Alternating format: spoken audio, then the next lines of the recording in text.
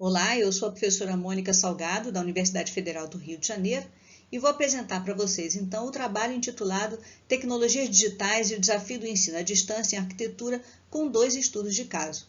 Esse trabalho foi realizado por mim, junto com a professora Emily Moss, da Parsons School of Design. A gente está vivenciando ainda o desafio da pandemia, que teve início em 2020, quando nós tivemos, então, a migração das atividades escolares para o formato remoto. Particularmente, considerando o ensino de graduação em arquitetura e urbanismo, esse cenário impôs desafios adicionais, uma vez que os alunos tiveram que se adaptar a uma nova forma de expressão, utilizando a tela do computador para apresentar os seus projetos finais de curso.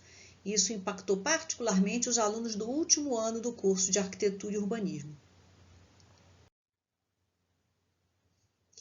A gente entende que é importante ouvir esses alunos para poder saber quais foram as principais dificuldades enfrentadas. Nesse sentido, nós realizamos uma pesquisa com os alunos graduandos do curso de graduação em arquitetura de uma universidade brasileira e uma universidade norte-americana, com o objetivo de identificar a percepção desses alunos em relação aos desafios de apresentar os seus trabalhos finais de curso através das plataformas de videoconferência.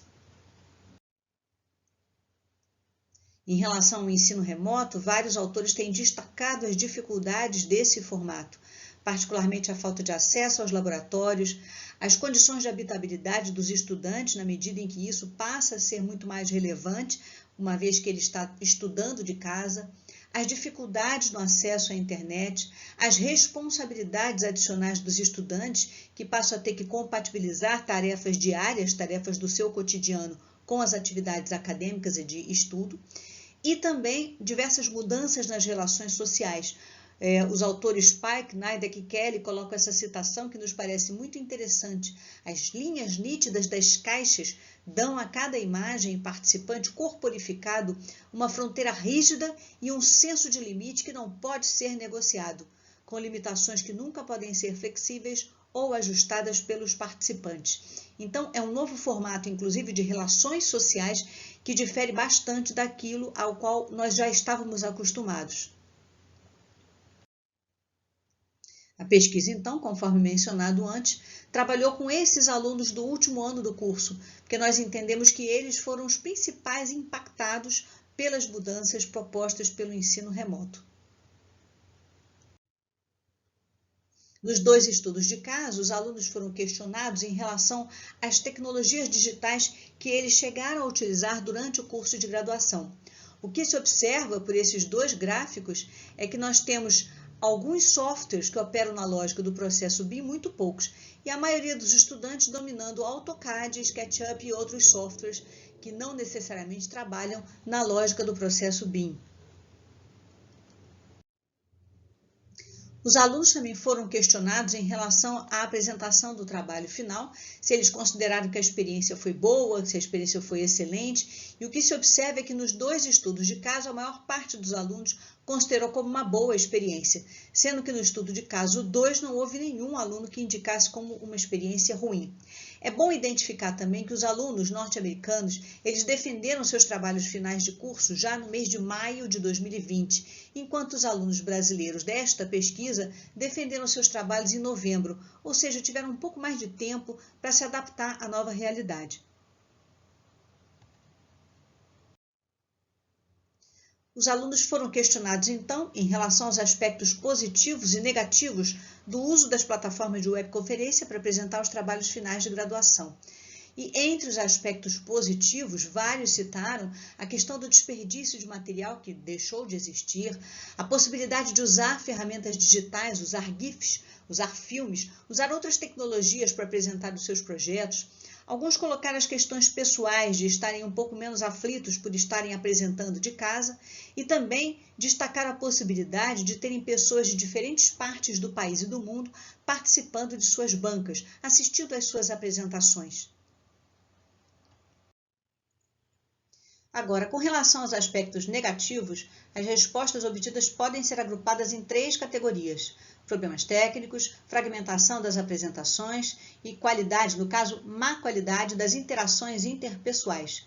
Com relação aos problemas técnicos, o que mais foi relatado pelos alunos foram os problemas que eles enfrentaram por conta da internet. Ou seja, alguns alunos ficaram sem acesso à internet no meio da apresentação, tiveram que interromper, tiveram que recomeçar, um momento já tão delicado na vida de um estudante de graduação e que de repente foi impactado por uma internet que não era com a qualidade adequada à apresentação de um trabalho final de graduação. Um outro problema, também detectado, se refere à fragmentação das apresentações. A gente precisa entender que esses estudantes estavam acostumados a assistir defesas finais de projetos de graduação, onde o candidato ele não apenas utilizava a projeção, mas também utilizava das plantas, maquetes, várias formas de comunicação, várias formas de representação e de expressão das soluções arquitetônicas ou urbanísticas, dependendo do projeto, que foram adotadas para aquele trabalho final de curso. E, de repente, todas essas alternativas foram eliminadas e substituídas pela apresentação de slides através de uma plataforma de webconferência. Então, isso foi um outro aspecto que trouxe um certo desconforto para os alunos, conforme relatado pelos mesmos. E, finalmente, a questão da qualidade das interações interpessoais. Foi interessante observar que vários alunos destacaram e entenderam que a plataforma de webconferência limitava as discussões. As discussões passam a ser de um para um. E muitas vezes, quando a gente está num ambiente presencial, você tem a banca discutindo uns com os outros e também compartilhando ideias com o próprio aluno que está defendendo o seu projeto. E isso foi uma situação, naturalmente, que não aconteceu dentro desse formato remoto, sendo que chama muito a atenção a observação também dos alunos reclamando daqueles que não abrem suas câmeras, sentindo um certo desconforto de terem que apresentar os seus projetos finais para um nome escrito na tela do computador sem que se pudesse interagir com a pessoa que estava por trás daquele nome. Já caminhando, então, para as considerações finais desse trabalho, o que se observa é o uso tímido de métodos inovadores na apresentação de projetos finais.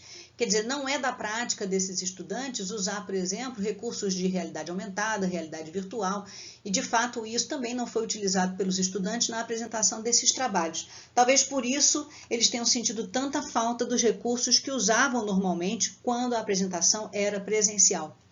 Por outro lado, a gente pode colocar como um aspecto positivo, os alunos entenderam que esse novo formato deu maior visibilidade aos seus projetos de graduação, não apenas pela possibilidade de ter arquitetos e professores de diferentes partes do país e do mundo, que se tornou facilitada na medida em que a conexão passa a ser pela internet, sem a necessidade de viagens, mas também porque essas apresentações ficaram gravadas.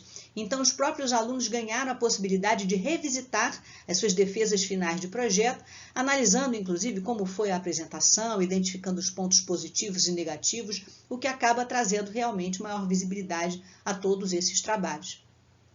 Finalmente, a gente entende que é fundamental expandir o uso das tecnologias digitais no desenvolvimento e apresentação de projetos ao longo do curso de graduação em arquitetura e urbanismo. Não pode ser algo a ser exigido do estudante no momento final. Nós precisamos que essas tecnologias sejam incorporadas ao ensino de cada conteúdo de arquitetura e urbanismo, para que os alunos possam se familiarizar com essas alternativas e pensar apresentações de trabalho que sejam mais inovadoras, explorando ao máximo essas novas possibilidades. Fato é que a pandemia ainda não acabou, mas nós já estamos identificando profundas alterações no mercado de trabalho, que estão promovendo mudanças na forma de atuação profissional, inclusive na nossa área de arquitetura e urbanismo. Nesse sentido, e fica como contribuição desse trabalho, nós precisamos rever os nossos ensinos de graduação para que possamos preparar os futuros profissionais para trabalhar de forma remota e colaborativa, usando de forma criativa os recursos que nós temos, não apenas pelas tecnologias digitais, mas também pelas plataformas de webconferência. Nós agradecemos a atenção de vocês e ficamos então à disposição, caso vocês queiram esclarecer alguma dúvida em relação a essa pesquisa. Muito obrigada!